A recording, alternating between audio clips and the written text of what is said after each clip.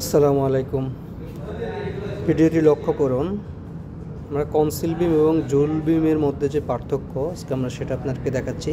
আমি যদি স্কেলটাকে একটা বিম বিবেচনা করি বা ধরি, এটা একটা বিম। আমি বিমকে দুইটা সাপোর্ট দিলাম, এক পাশে আমার টেবিল আর এক পাশে আমার হাত। মানে এটার উপরে যখন আমি লোড দিয়ে দেখুন, আমি যখন এটাকে এইভাবে রেখেছি, অর্থাৎ আমার হাইটটা কম এবং উইথটা বেশি। দেখুন হাইটটা প্রায় আমার 10 মিলি এবং উইথটা হচ্ছে 1/2 ইঞ্চি। তা যদি বিম হয়, আমার বিমের উপরে লোড দিলে বিমটা বেঁকে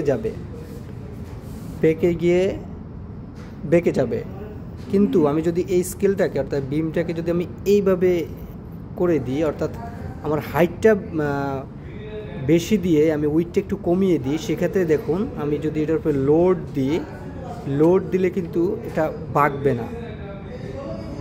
সুতরাং আমি এটাই বোঝাতে চাচ্ছি যে আমরা যে কনসিল বিম করে থাকি দালানে বা বিল্ডিংয়ে, সেটা করা উচিত নয়। আমাদেরকে জুল বিম করাটাই উত্তম। ধন্যবাদ। আসসালামু আলাইকুম।